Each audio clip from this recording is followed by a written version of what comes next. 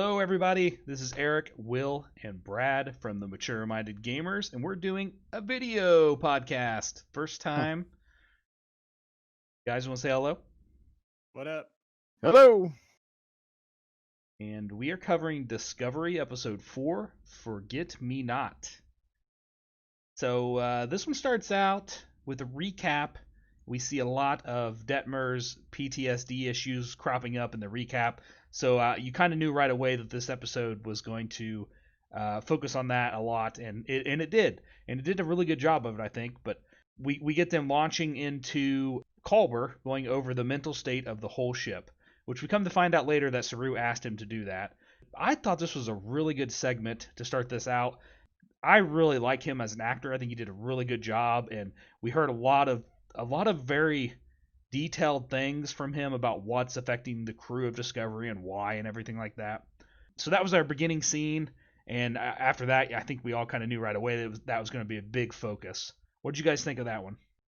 Yeah, so I think that it was unique for them to choose him to do that voiceover because he spent all that time in like the spore space. I don't remember what they called it, the mycelial network, and so he has already gone through and adapted to everything that the Discovery crew is going to be going through here anyway, being alone and adapting to a new normal and sort of going through that grieving process that everybody they've ever known is gone, but then having something to hold on to. Like in his case, it was that somebody will save him and pull him out of the mycelial network. And then for everybody on Discovery, he even says it. It's like, we're going to find the Federation when we find the Federation. Nothing to add, really. All right, so next up we see Adira, and the rest of the medical leadership. We see Culber, and then the actual, I forget her name. What is the head of the head doctor's name? Anybody remember? Head doctor. It's not Culber. Culber's not the head doctor. No, it's the other woman. I cannot think of her name. Yeah, she's in the white outfit. Yeah, I can't think of her name. But anyways, we see her. Saru's there, Burnham's there, and they're all discussing Adira's situation and what's going on and what they need to do. And they come to the conclusion that they're going to have to go to Trill. And so this is, you boys both love Deep Space Nine. And obviously, I think that's the only time Trek has taken us to Trill. And so we're going to Trill. What do you guys think of this whole part? And how? So I vaguely remember them going to Trill, but I really didn't remember any details of the planet. Did the planet look a lot like it did in Deep Space Nine? I mean, the area that they went to, yeah. I mean, that was kind of like the capital of Trill, I suppose. I guess I really don't know if it is the capital, but it's close enough. It's within walking distance of those the pools, the Makala caves or whatever. Right. So it would have been a cleaner area, more revered kind of monastery like. It was also 2,000 years later. Yeah, well, I mean, but Trill in that area would have been more groomed, I guess, because we also know that in season 7, the last season of Deep Space Nine, they went back to Trill, and it was Ezri's parents that had like a mining colony or something like that. So it was a seedier part of Trill. One of the parts that I thought about that scene, where they're in the med bay, they're talking about, if the captain's up for it and Adira, you're up for it, and Adira's like, okay, let's go to Trill, but Saru didn't say anything about, okay, let's go to Trill. So that's kind of like, well, don't matter what the captain thinks, even after they just said if the captain's good with it, So I don't know. It seemed like Saru was just kind of brushed off, and it kind of bothers me a little bit when you've got Captain Saru and he really doesn't make the calls that normal captains would, like what you had with like Janeway making decisions or Picard making decisions. I know he's still trying to find his own place with how he should act as captain, but I don't know. It doesn't seem like it's too much of a collective decision making and not so much of a, hey, I'm the captain, I'm final call on this. What do you guys think of that? Is that something you're seeing? Well, I'll obviously talk a lot here, so I'm going to shut up and let Eric put his 2 cents in. Saru is definitely our least, what's the word? Our least commander command, or at least commanding commander, I guess. He Right. definitely takes more feedback from his staff or his crew, and I think he's very indecisive at times. Though honestly, it seems like when it's an important matter, he has no problem making the decision. But he's very Starfleet too, which this episode kind of touches on a little bit. You know, he's kind of out of touch with the crew a little bit, and we get a little bit of that here later on. Well, if we think about it, there's really not been for Saru and for the general crew. There's not been a lot of time passed since Pike was on stage. You know what I mean? Like, we're talking like a matter of maybe a couple of days or a week at most. I mean, we're not really dealing. I don't know how long it would have taken to repair Discovery, so maybe it's longer than that. But comparison to Burnham, I mean, Pike was just there, so he's still sort of in Pike's shadow. They can even reference that a little bit later. So Yeah, he definitely did. He was like, I don't know how Captain Pike was able to connect with the crew so easily. right. All right, so we get them. Obviously they go to Trill, and the next scene is them actually jumping there. They communicate with the Trill planet, and everything seems peachy. Though they do seem a little, confused of how a Starfleet ship is there in the first place, and they reference not seeing a ship for, I forget, I think he said several years or many years or something like that. And we also find out that once they learn that they have a Trill and a symbiote on board, they're very surprised because apparently the Great Burn didn't just wipe out all the ships; it also wiped out a bunch of the Trills, and so this is they seem more than welcoming.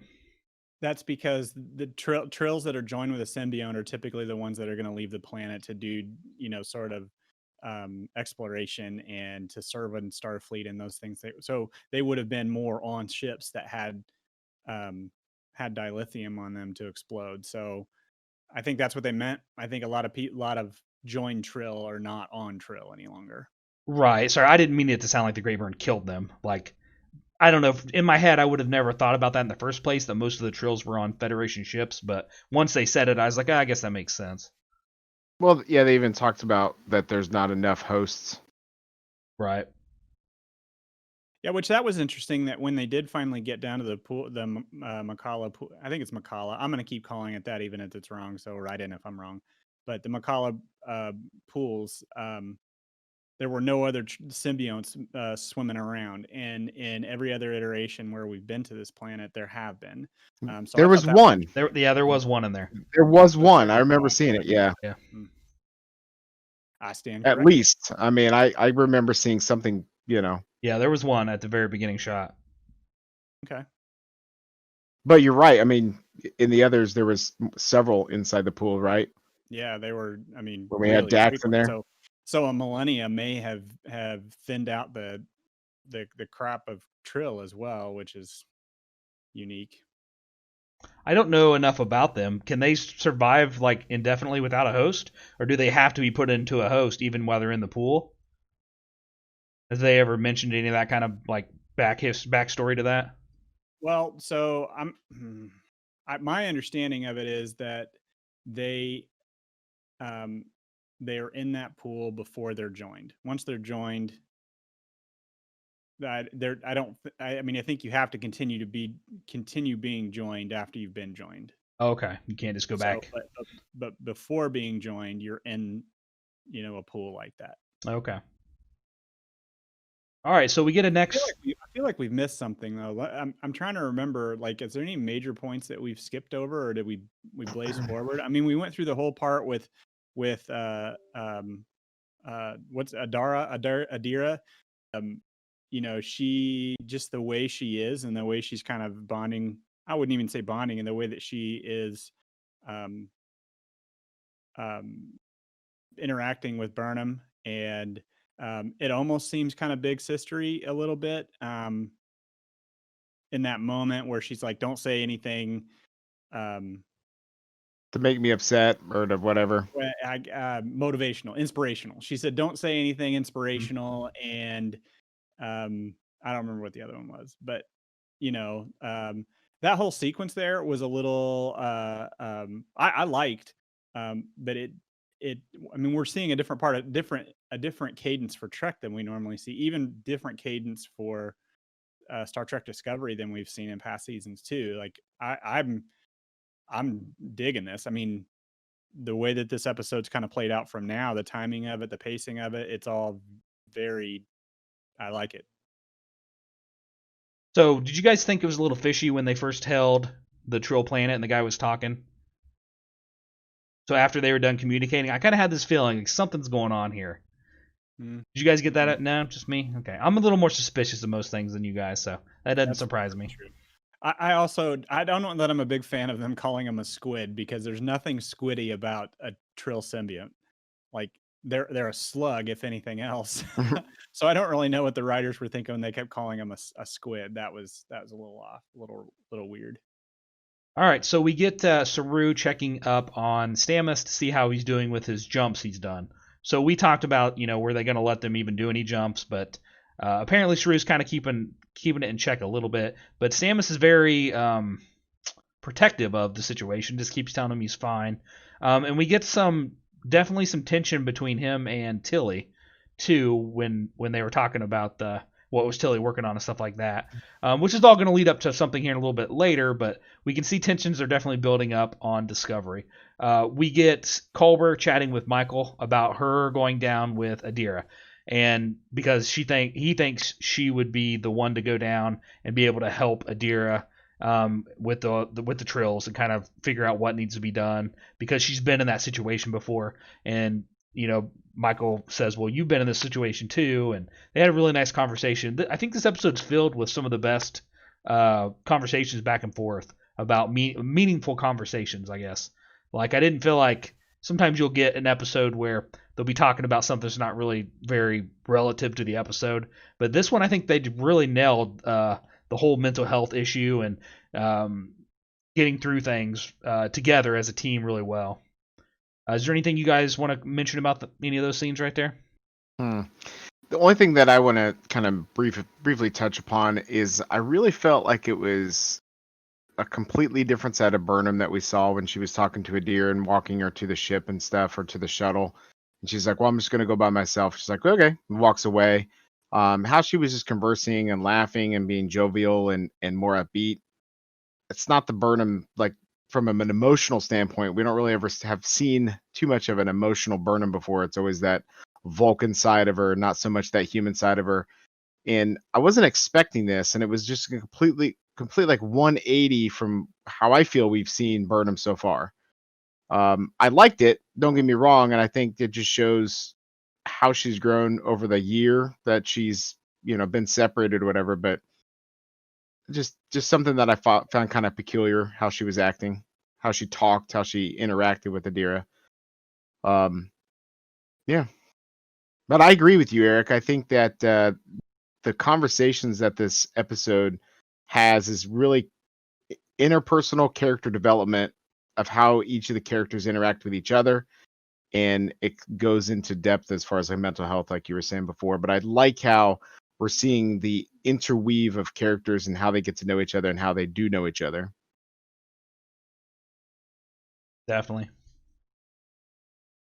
All right, so next up, we see them actually. Well, we have a conversation. Culber finally tells Saru that the crew is healthy, but mentally they are struggling, and so we see Saru trying to figure out what he needs to do, and he goes through like a couple things in his head of what to do. But before we get to what he decides on, they land on Trill, and so Michael and Adira go down.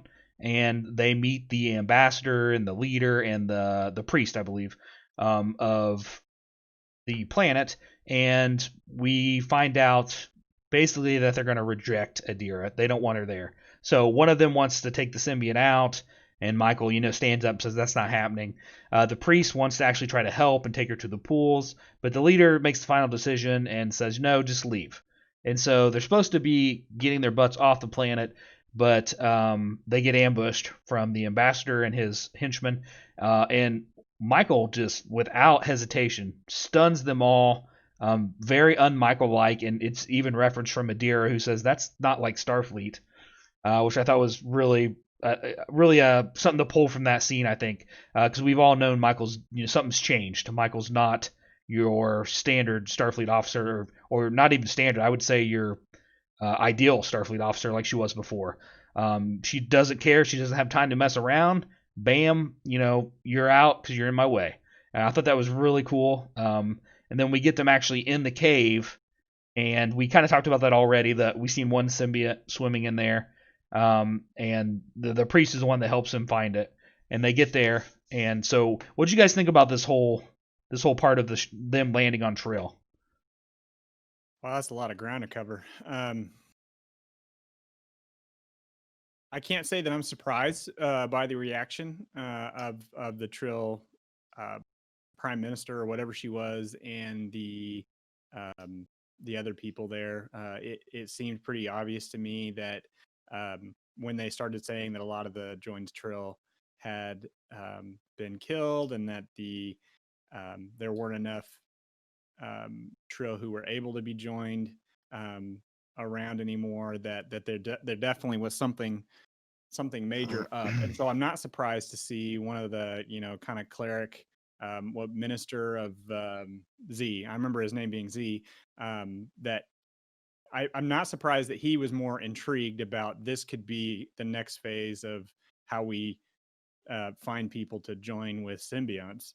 I'm not surprised that the sort of the politician of it all was like, no, this is an abomination, and this goes against everything that we know here on Trill. Like, we should, cut it out of her now, or they should leave. And then, seeing that they're the prime minister or the main head honcho, for her to kind of meet in the middle and just say, look, this isn't worth the effort, get her out of here. Like, none of that surprised me. That the politician sort of, jumping down from he didn't literally jump down from a tree, but him and his henchmen coming over and saying, we're going to kill you thing, that was a little odd. Like, Well,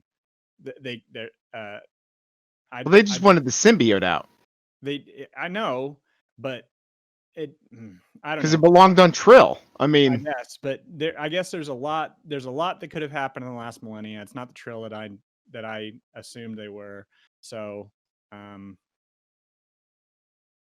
yeah, I don't know. That surprised me. Seemed a little out of character. My facial expression, Will. You're not drinking my Kool-Aid here. I agree. Well, I mean, I don't know. You could tell right away he was the henchman in the situation, but I didn't think they were going to take it that far, like that quick either. And I also didn't think they were just gonna. I didn't think they were gonna get Adira to Trill that fast. Like, that all just happened so quick. I thought. I mean, they still jumped. Well, I know, but still, I thought this whole mystery of finding out, what was wrong with her and the symbiote not being able to talk to each other and everything, I thought that was going to last more than, half of an episode. Half an episode. Yeah. and so them getting to the conclusion of this just really surprised me. And I'll be honest, I don't remember too much about the Deep Space Nine, the cave situation, what they did with it. I didn't really like the whole pool thing where she kind of went in the pool and then went underneath the pool and disappeared. And I mean, I don't know, that stuff just seemed kind of weird to me. That's standard. Is it? Okay, well, that's actually pretty standard. And then Michael getting in there too and being able to communicate. Unique. Yeah, that was just all a little weird for me. I wasn't a big fan of that whole situation, but in Deep Space Nine, humans weren't even allowed in the area. It was only Trill, and it was only Trill who were basically blessed to be able to be in that area, to be joined. Well, they kind of mentioned that a couple times, like, you shouldn't even be here and stuff. But actually, let me walk that back a little bit. I'm saying that it might even be just the guys that were, the caretaker were the only ones able to go to the pool. Right, because in Deep Space Nine there was the one caretaker of the pool, if I'm not mistaken. Mm-hmm. And then when Dax was there, yeah, only time I remember it because she was having problems with the symbiont. Basically, it was a troubleshooting session. Right. IT support. Yeah. They just turned her off. Trill support. Right. Oh, that's great. No, I thought the whole interaction with the leaders of Trill, I thought it was an interesting,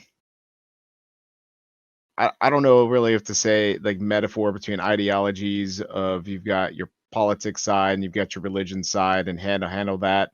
And then you've got the one kind of caught in the middle, which is like the more the prime minister between the two ideologies between church and state, if you will. And then you've got, someone who's willing to break the rules to be able to save their species, to do what needs to be done, which thankfully at the end of the episode, which we'll get to, is saves the day. But I think it was good to see that that Trills weren't so caught up in the politics of the matter to find out what was right, as opposed to what was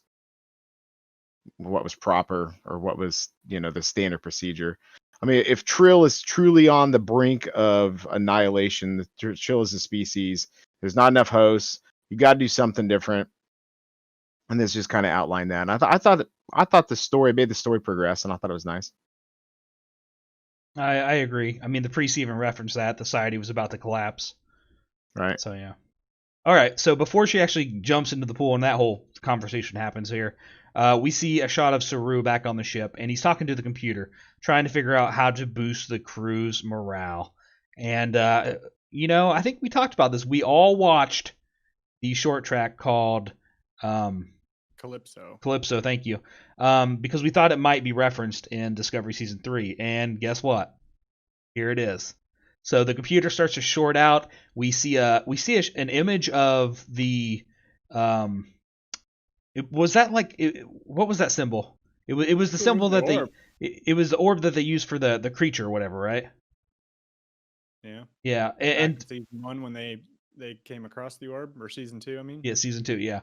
And so we see that, and then we hear the voice. And so it kind of comes in for a second, and then it goes back to normal, and then it kind of comes back, and it's kind of glitching a little bit. But I mean, if you watched Calypso, you knew right away what it was. And then it references, it doesn't reference, it gives Saru some ideas of what he should do to help the crew.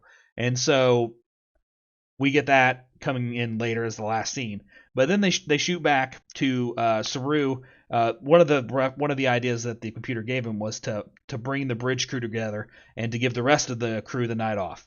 And so the next scene is really quick of him actually having all the bridge crew minus Burnham, because she's down on the planet still, having dinner in the ready room or captain's chambers, wherever they were. So let me ask you guys a question real quick. So when this computer glitched out, and obviously we knew as the viewers that Calypso is, refresh my memory here. Zorro is what her name was, is what she picked. Zora. Okay. Zora. Zora. Sorry. Okay, so and then Saru said run a level 10 diagnostic, and she basically said I don't need to, right?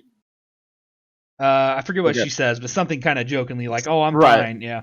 Right. So, but don't you think Saru would actually be like, no, there's a problem here, as opposed to just being okay with, the computer obviously not being the computer? I mean, there's just some part of me is just like, Saru, what are you thinking, man? Well, I mean, maybe I'm wrong in that, but I can't imagine, you've got this piece of hardware, you got this machine that's taking, your ship and whatever. All of a sudden, it's acting kind of different. Don't you think I'd be a little concerned as the captain, as opposed to like, oh, that's a great idea, let's do that? I don't know, it just didn't jive with me. Didn't jive with me at all.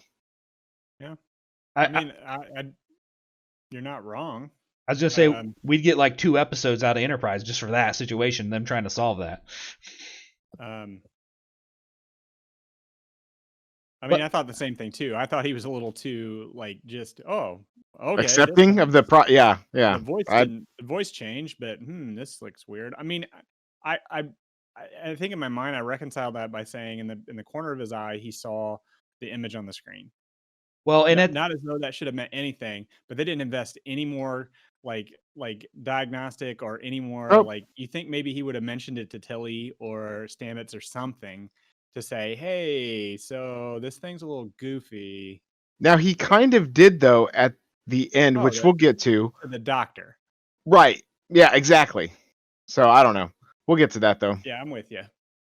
So the next scene is him having the actual dinner, which seems super hurried for me. I don't know. I wanted some setup to that. I wanted them like inviting everybody and everybody kind of talking like, why is Saru inviting us to dinner? But I don't know. there's not really time for that in Discovery, I don't think. And so we get dinner, and boy, it goes. And I think somebody referenced it in the episode. It goes like a Thanksgiving dinner with you and your family, man. People at each other's throats, like tension's super high. I thought it was great, and I loved. Oh shoot, I can't think of her name. Giorgio. Yeah, Giorgio, like, and her antics, and just the way that she played it out, kind of nonchalantly, like, oh yeah, we're gonna eat and have dessert, and this is gonna go great. I just thought that was really funny. Nah, she was my least favorite character in that entire scene. Like I felt that Michelle So you what's her name? Michelle Yo Yeoh? Yo Michelle Yeah, Yeoh. well, So like this is the first time that I felt like she's phoned in that character. I did not think that she did a very good job acting that character in that scene. this It entire was, episode, I don't think she was very good at all. yeah, Like I'm with especially you at the there. end. Yeah. Yeah. But on the same token, like, so there were, okay, so I liked the concept of this scene. I didn't think it was executed all that well. I thought that this is one of the other, like, I got lots of little gripes to pick about this one because what's the obvious alien looking dude that we've barely had any interaction with? Now he's part of the bridge crew. Important Linus, character. Huh? Yeah. Linus or whatever. He's probably a what was it from Lower Decks, the something salt monster, where he's actually looking like something else, but it really, anyway.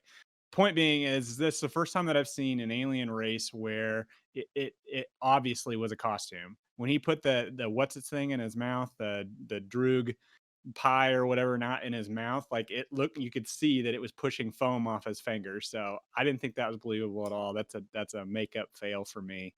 I didn't notice that. I didn't notice it either. I watched it 3 times today, and the second and third time it just kept getting, it's like that one imperfection that you obsess over and you're like, ugh, I see it.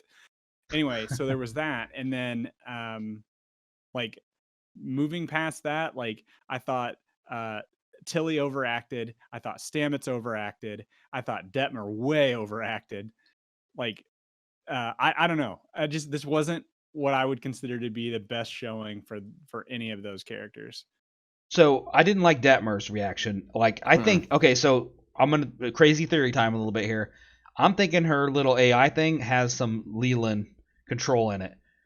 Didn't she seem a little crazier than just having PTSD, talking about the blood Blood and, yeah, over and over and over. and over, very robotic like. Like, I mean, I could be completely wrong on that, but it just seemed weird. It seemed way out of character, even for being, mentally unstable. It seemed crazy. Yeah, I didn't like that I think that I don't necessarily think she overacted. I think she underperformed how she could have made that scene better, being a little quieter and more reserved and saying that and being creepier about it. I don't know. It's just that way. I didn't think so. I think she was loud enough and then she just started laughing and thought it was funny, but it wasn't, I don't know, maybe it's just I'm not a fan of the actress, maybe. I don't know. I don't know. It just wasn't I wasn't a fan of her in this scene. I thought Tilly did fine though. How do you not think that Tilly did a great job? I think she, like, walking into the scene where Stamets reaches over to grab like the salt shaker or something, and she's like, and like, I don't know, there were like facial expressions that were overexpressed, and even the way she reacted then, like, you do that to me all the time. Huh? I said you do that kind of thing to me all the time.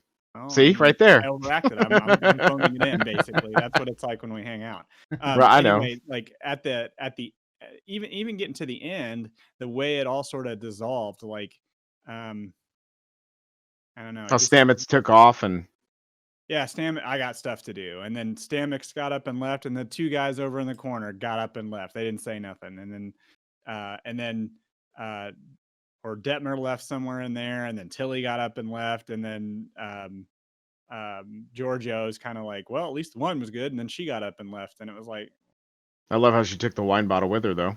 Yeah, well, I mean, that was pretty good character. But the only thing she acted right in that whole scene. I think she did fine. I think she played her character fine. And I agree. I think Tilly was fine. I didn't like the scene overall though, and I do completely agree with you, Brad. They definitely they overacted that, but I think they were probably told to. I don't know what your guys' Thanksgiving dinner's like, but I've definitely Mine's been nothing like that. I've definitely been in situations that are similar where I'm just like super tired of somebody. Like they're sitting there talking on the phone right in front of all of us while we're trying to watch TV or chat, and then I'm just getting Really? mad. Yeah. So apparently you guys Or don't. somebody's on their phone when you're playing board games. Right. See, I don't know who that would be, but yeah, and Eric. Okay, see, okay, now I don't know where I'm at on your screen, but when you pointed up to the chat, you pointed to me, so I don't know. Oh, what my you bad. really meant was and let's be That guy honest, right there. we've all been annoyed with each other at some point. So, and I felt like this was what the was three of us happening. with each other. Well, yeah. No. There's nothing I'll go on video saying I've ever been annoyed with you guys. Yeah, right. Shut up, Linus. All right. No, so Oh, I agree though. I didn't really like that whole scene at all. I didn't like the setup. Like I said, it seemed to come too quick, but it was fine. And I'll be honest, I did like how they closed it up with everybody hugging it out and hey, I'm sorry, and sure. I like that part of it. So we got to the point where I think it needed to be. Now I think that's the thing is a lot of Took times the when rest we get of the upset episode with to get there, though. Sorry, right, Will. that's true. No, I was just gonna say that I think that's true with almost anything. I don't know how many times I've been pissed at one of you guys, and after an hour or so, I calm down, and then we hash it out through a conversation. I mean, right. Yeah, I so I think it was So we'll good. I get mean, to because the that's exactly how resolution. people are. Yeah, we'll get to the resolution later. I mean, I got some notes on that one too, but I digress. as far as this one goes, I wish they'd go back and redo this scene. We're spending way too much time So- on the worst scene You're of the right, entire Yeah, episode. just go ahead and move on. But, All right, so let's talk about him getting in the pool. So Michael jumped in to save her because No swimsuit. right, and Adira is lost, and so they let her in, and she finds out that she's supposed to be connecting to these what do they call them, threads, I believe, and that's how Wait she a minute. communicates. Wait a minute.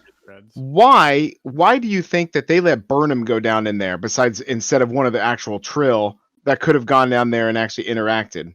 Why do you think they actually let a human go down inside the pool if it's supposed to be this sacred place? She's not even supposed to be there in the first place.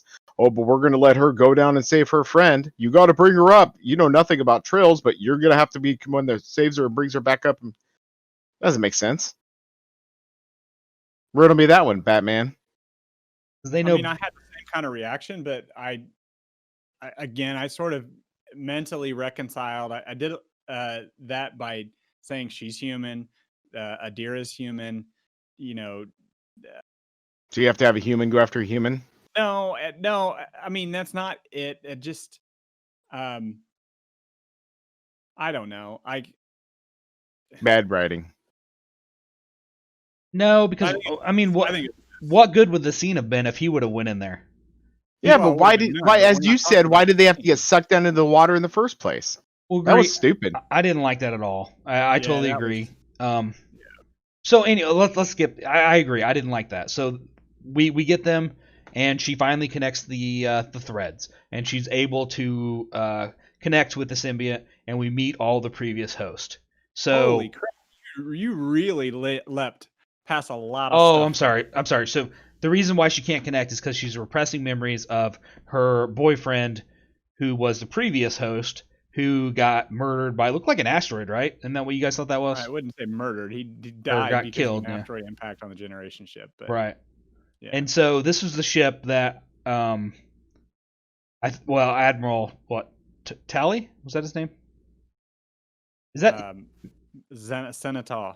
Senator? Oh no, because the symbiote's already in.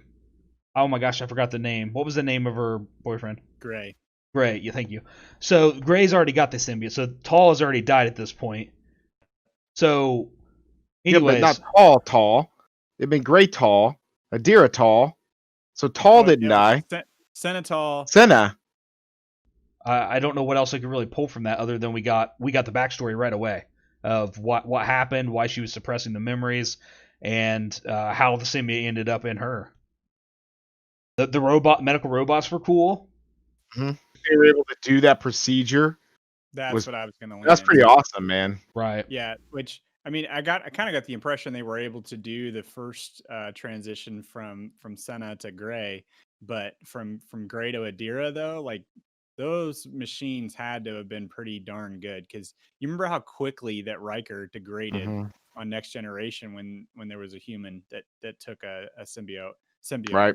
Um, and even, the people on Trill, when they were like, she's human, there's no way, like, it means that this is something that's never been done before. So there's something unique of that. And I'm gonna call it here that part of the reason this worked was because of the relationship between Gray and Adira. Like, eventually, because I'm going to jump forward a little bit here, but we find that Adira is seeing Gray as a real person outside in the real world. So there's something to that relationship that has caused this to work. Well, she already said that, Gray was talking to Adira saying that he trusts her. They're connected, that she already knows answers to questions. They know each other like they know the back of their own hands, and I think that has a big part of it. Plus, when Gray was dying, Gray Tall was dying, that Adira was like, I'll protect him. Let me have him, and I will protect him. Not just I will bond with him, but I will protect him. And I think that was a big reason they both were able to work together, because Tall knew that without the host he would die. Adira was 1000% willing to take it because of love, and I think that's probably what they were going for. And it could be, age could play a significant thing to it, because normally you also have to be an older adult, a Trill adult, to accept a symbiote. So, real quick question, and this is going back a little bit, but when they were first scanning Adira with the symbiote was wrapped around her heart. Is that normal? I mean, it basically becomes a part of the whole central nervous system, and basically, everything in there. But yeah, I mean, it would be protecting the heart. Yeah, I Okay. guess. I mean, I'm not saying that I'm an expert in Trill here, but like, that did not set off any alarms for me. Okay. I wasn't sure how they did it in the previous. The size of it, the It size was of massive. yeah, comparatively to Dax or to any of the other ones we've seen, it's massive. Mhm. But you know, the actress, Blue DeBarrio, she's not exactly the tallest or biggest person either, so it could be scale. I'm not real sure. All Are right. you looking that up? No, just went to see if everybody was finished before we move on to who the other hosts were. It zooms out, and you immediately see a bunch of Starfleet officers. So one of them was wearing a Picard era uniform, and so it was the one. It was the I think it was the first one on the left when they zoom out. And then we seen a couple others wearing Admiral Tall's uniform. There was two Starfleet officers wearing very similar uniforms. Those two, and then there was another lady in like a white robe kind of thing. And I don't know what she could be related to, but do we think this is going to signify anything? Does the Picard era uniform, does that mean maybe this person knows Picard? Picard is a robot. Is Picard still alive? That's I looking think it for was a just lot. And costumes. yeah, I mean, so Senatol, that's a millennia since. So how many years from Discovery to Picard would be 300 years? So it's 1700-year difference. Well, 700 year. 2000, wasn't it? Was it 1,000. 1000? Oh, okay. So yeah, 700. Wait, I thought it was only 100 years. No, 100 years would be a century. I thought it was like 130. Oh, okay. We're talking about two different things here. You mean the difference between Enterprise to Picard is only 130? Right. Okay. Or wait, well, not Enterprise. You mean Discovery? Yes, Discovery Okay. to Picard, not Discovery to Next Gen. Discovery to Picard Right. is what we'll call it 200 years. Is that right? Is that I thought it was only like 130, but I might be wrong. let's consult the Google. Salt Let's just the agree to Google. disagree and continue moving on with the thought. Okay. So anyway, so let's call it between 700 and 900 years, right? So how many people would have to be in that lifespan, assuming, Trill's probably, I don't remember, I don't know, we'll call it 120. I don't know. I really don't know. I'm pulling that number out of thin air. I don't know how long they live, but does the number of people there stack up to put them back in Picard, and I don't think so. I don't think this trill's been around that long. Well, I mean, Picard's he's almost 100, right? 120, I thought. So, and we have 5 or 6 people there. 5. Of course, the one obviously died very young. We know that, the gray. So, I mean, That makes sense. It's all Sector 31. No. Ah. Why do you guys always want to connect something back to Section 31? Section I don't know, because he does all time, so that's why I mess with You him. guys are freaking turds. Section 31 is fun. Okay. 2255 is Discovery. Season 1. And 2255 and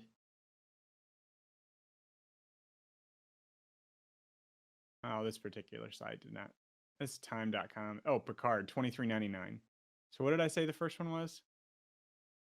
2250 something, 56. 2251 to 2399. So we'll call that 2400.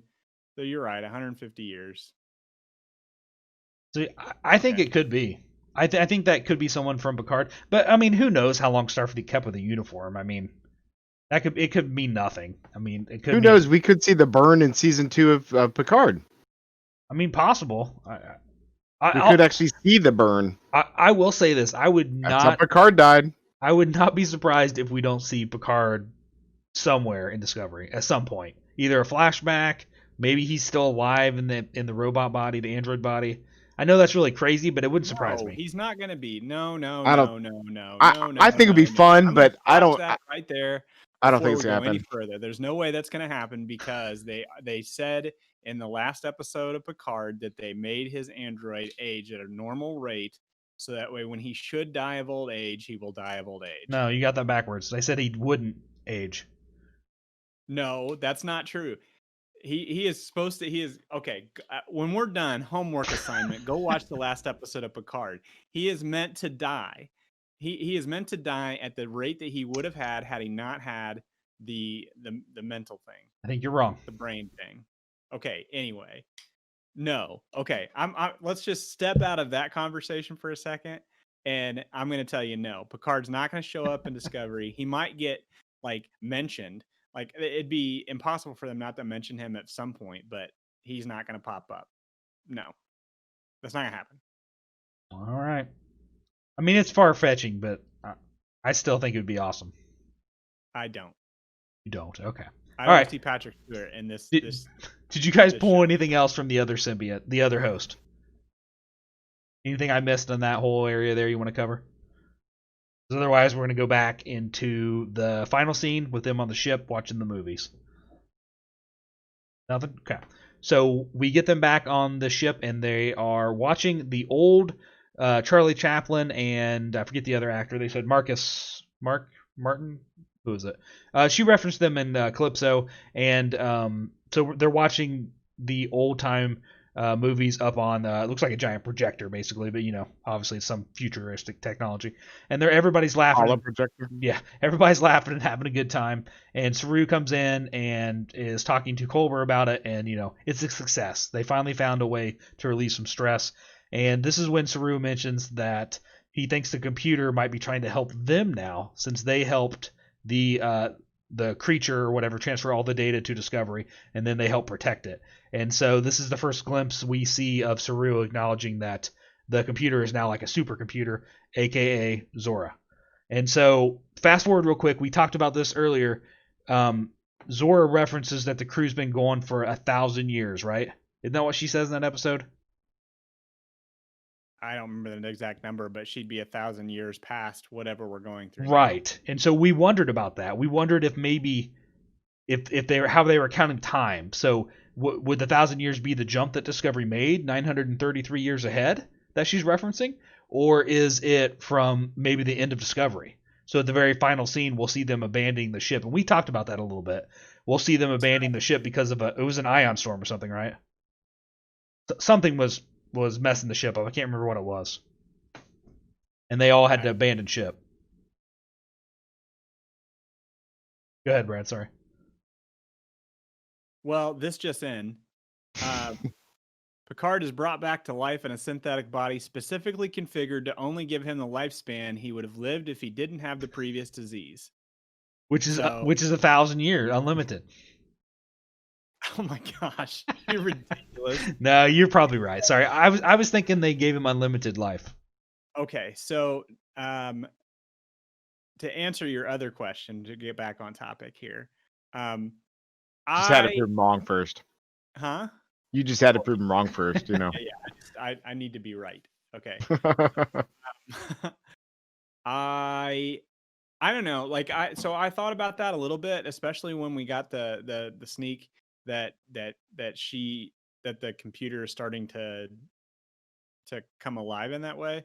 And there's a part of me that doesn't want this to be true, but somehow I wonder if something happens later in the series where everybody gets, it's got to do with the burn. It's something to do with the burn where they're all going to get, evacuate the ship for some reason. Discovery's going to go back in time and camp out somewhere.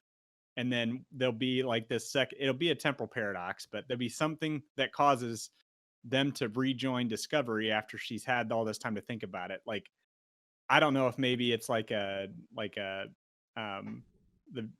giant computer to calculate the life meaning universe and everything, where they send her back in time so that way she can calculate it all and figure out what happened to the burn, or maybe experience the burn. I don't know, but there's something about that. There's going to be some time travel, timey-wiminess that's going to happen there. That's my call.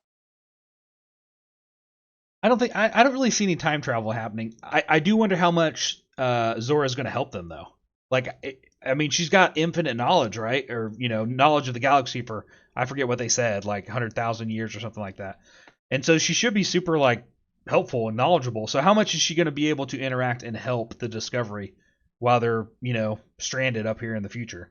You think that's going to become a big part where she's going to become almost like a main character? No, I think she's still evolving. So this brings me back to my earlier point.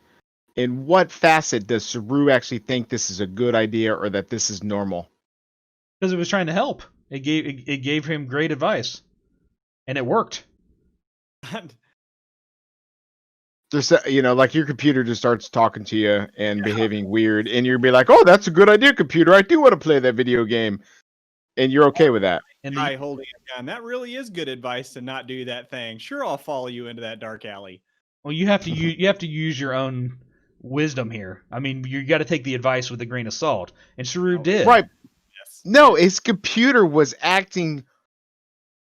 It is very rare for Will and I to be on the same page with this. Wait. If Alexa just mysteriously told you 6 numbers to go buy a lottery ticket with it, would you go buy Would you go buy a lottery ticket with those numbers? Absolutely not. Like look at it and go, "I'm sorry, what?" No, I probably wouldn't go buy that. I'd probably. Oh my God! Seriously, unplugging that Alexa right now. Oh my gosh! If you're just gonna go spend money on whatever Alexa is gonna tell you to do, then I need to talk to some friends. Okay, so here's the point. If she told me to spend $100, it would never happen. If she told me to buy a dollar ticket with these numbers when I didn't ask, I would go buy a dollar ticket because that is a low investment. What, like he's gambling on taking the advice of some computer for $1. It's not a gamble. It's not a gamble. Get his wife to do drop in down to the basement so she could just tell him numbers. So it is not a gamble though. It's $1. So. It's still a gamble. No. Do you think if the computer told Saru to run the ship into a star and they go back in time, he would do it? Fuck no, he wouldn't. Well, she might. I don't know. I mean, who knows what he's actually going to do? She's small. She's grooming him. You got to look at the situation. She's grooming him. But it's a computer that's acting screwed up. We're in the future. It doesn't matter. It's situation. But it's a past ship. Like, oh, here's the right answer for this situation. And before she know it, she's like, trust me, fly into a star. Well, then we have to have a conversation about talking about that. But right now it's been low. She's not risking anything. She's just trying to help. Section 31. It's Leland. Oh my God. That's who's running the computer. We have gone too far. All right, so this or have we not gone far enough?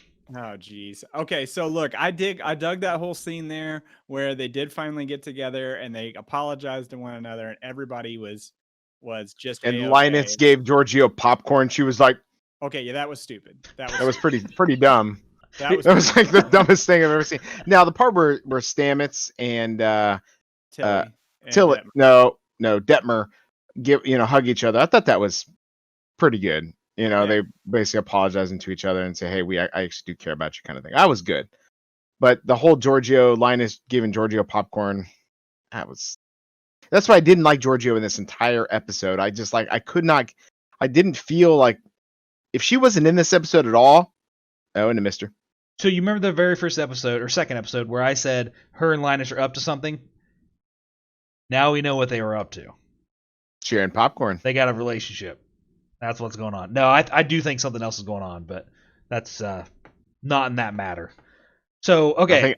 I thought about this today quite a bit, guys. And this is another fantastic episode of Discovery. And I think I can safely say, even this early, that Discovery is now my favorite Star Trek. Oh, come on. I'm serious. All of the Trek history and all of the Trek shows, you're going to call it now off of 3.5 seasons? Yeah, it's been so good. 2.5. 2.5. It's been so good. 2.5. Name... I mean, it's just so good. Oh, wait. He was going to say name a better series of Star Trek. Name one. Name two. Name one that's been this good 2.5 seasons in. None. Deep Space Nine is not that good. You guys are in love with a turd. I don't know why. I mean, it's a shiny turd. I'll give it that, but it's like third, maybe fourth on my list. I know I need to rewatch it, but I think Deep Space Nine is the best Trek in my opinion. Better. I don't get it. I think Picard's better than Deep Space Nine. We've only got one season of it. No. It's so boring. Every time I go back to watch an episode, it's so boring. I don't understand why you guys love it so much. Maybe you're just pulling out like maybe 10 episodes. They might be really good episodes, but no. But even the quote unquote filler episodes I enjoyed. Even the holodeck episodes I actually enjoyed. You've never enjoyed a holodeck episode. Nice there we go. See okay. Anyway. Oh man. Anyway. All right. So this episode, I'm probably gonna rate this one a solid 8. Good. Didn't blow me away, but I'd watch it again. Brad? I'm gonna be in the 8.5 range. I'm right there with you too. If they would have took out the weird dinner situation and the weird pool situation, this one could have been a 9 for me. It was really good in the other parts of the episode. There's just some stuff that was just real cheesy, which we hit on already. Cheddar. All right. Any other thoughts before we close up? Oh, did you guys watch the preview for next episode? I did. Did you, Will? I'm afraid they give away too much. I say we man, I want to talk about it, but we don't know enough about what the scenes we saw. That's fair. Oh, big. This is huge. So this is something actually in the episode at the end when Adira is talking to Burnham, right, and playing the cello and stuff, and Adira gives the location of Starfleet to Burnham, and Burnham goes, "Oh, it's here? Oh, we'd have no idea where that is, though." My speculation, it's on Kronos. I believe we're going to be going back to Klingon space. I think that's my speculation. I think it's on Shakari. I hope it's on Ryza, but that's just me. Which, for those of you really into Trek, you will know that is the planet from the Final Frontier that they named Shakari because they wanted Sean Connery to play the role of Saavik or Sybok. That would be a nice deep pull. I would expect that from Lower Decks, not from Discovery. So I'm gonna that whole episode's been retconned, by the way. So it's right. So I do. Lower Decks been retconned? No. The Final Frontier. So the planet they keep referencing on Lower Decks That's where they're going. We're gonna finally see it. Oh my gosh, they would connect this series back to Enterprise way before they would connect it to Lower Decks. I disagree. No, I no, completely but disagree. seriously, where do you think it's at? I don't know yet. I guess so. If we're gonna talk about Speculation. Well, here's the thing. They were on a generation ship to get there. from Trill, which that's not. No, not Trill. They were going from the Earth, weren't they? Yeah, they were going from Earth, weren't they? No, they were. She going wound from up on Earth, though. No, the generation ship was trying to get to Earth. Oh, I thought they were going to Federation. I thought trying they to find were Federation too. headquarters. I thought they were No. going from Earth to Federation. No. Go back and rewatch that because they're going to Earth. They said something about the generation ship going to Earth to see if the Federation was there. That's why Senatal was going to be on Earth, and why he would wait on Earth for anybody else to come. So what happened? So what happened to Senator Tall? Because when they looked up the records, they said that Never. they said that his ship. They said it just disappeared or it blew up. What did they say? Does anybody remember? That it disappeared, and Adira was found in an escape pod. The generation Right, ship but didn't it was Gray Tall. Yeah, but Gray was in there in between. So I'm interested to see how that all goes down. I know. That's because look. So ship is kind of puttering along in space. Generation ship, wee doing its thing, right? Senatal's broadcasting out, going, "Hey, we're going to Earth. We're going to Earth. If you're a Federation dude, go to Earth." And so he's on his way there, and then right before he gets there, blows up. Big comet comes in, hits the side of it, blows up, and it blowed up, and the only person that survives is Adira. But what happened to Tall though? He died. That's how. At the same time? Senatal was the symbiote. The Tall is the symbiote, and he's already in Gray. Okay, you're right. He was already in Gray. Step on there. So Senna dies. It's still broadcasting the thing. He goes into Gray. He's not in there that long. Ship gets blowed up. Adira ends up in an escape pod. Escape pod gets picked up by Earth Defense Force. But we're missing a whole bunch of story of what happened right there. Well, sure. We don't know it yet. That hasn't been told. Yeah. I'm anxious to see what the real story there is. I doubt we'll get that. You think it'll just blow it off? Okay. No, I think a meteor hit it. That's what we got. That's all we're gonna get. Okay. Well, next week we're not gonna give spoilers, right? Is that what we're doing? No, I just thought we didn't talk about that, so I wanted to make sure we had discussed where we thought the location was. The other thing that we skipped over, and I forgot because Brad had mentioned it earlier, was that Adira sees her Gray as like another person there. So, what do you think that's going to do? You think that's because she's a human, and like you said, she's got the bond? Do you think that's something we're going to see through the whole series? Oh yeah, somebody's going to definitely notice that she's talking to herself. So I think it has to do because she's a human and not a Trill. You think she's going to be able to pull the other personalities out and talk to them? No, just just nope. Gray. Okay, just Gray. I like both. I like both those actors. So I like your idea. I think she would be able to pull the other person or symbiotes out or Trill out of there. Yeah, I don't know how they're going to do that. I can see them going either way. Human. It's unprecedented. This has never happened before and survived. Well, I take that back. Besides Riker, he survived. Apparently, that wasn't documented. Apparently not.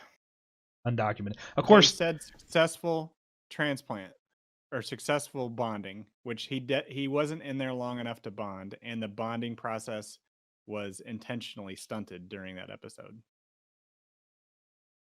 Yeah.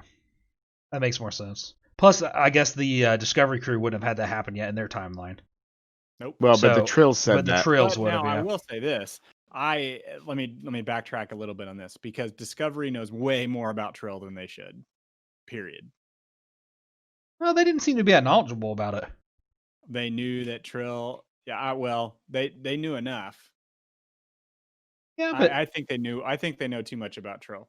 I don't know. Discovery. I thought it was okay. I just thought they had very basic knowledge. I didn't feel like it was out of place, to be honest, but maybe. All right, let's do spoilers for next episode because I want to talk about it.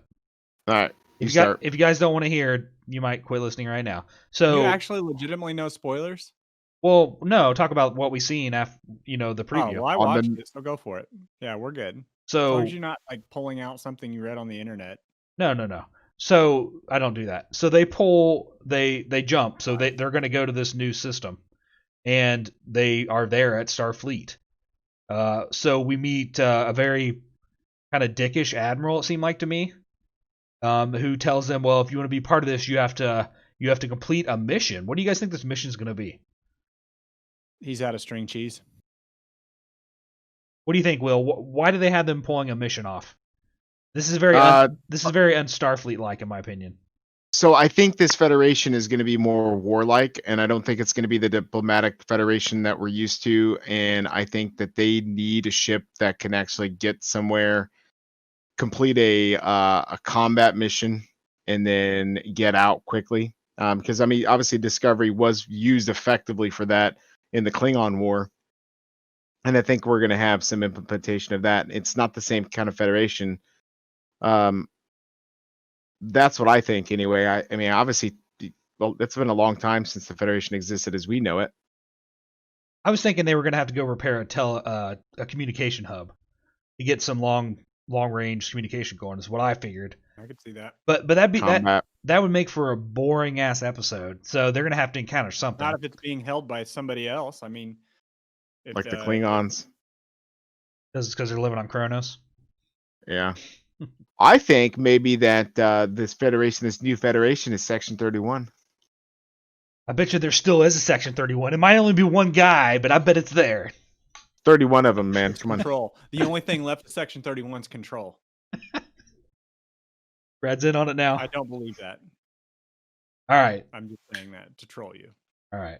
All right, everybody. Thanks for listening to us ramble, and hopefully And watching us. for the first time. Yeah, it was exciting. I actually like this. What do you guys think? It's easier. It's nice to be able to see your beautiful faces and laugh at them. I mean, talk to them. Right. Thanks for listening, everybody. Please hit Bye. that follow and like button, and have yourself a great night.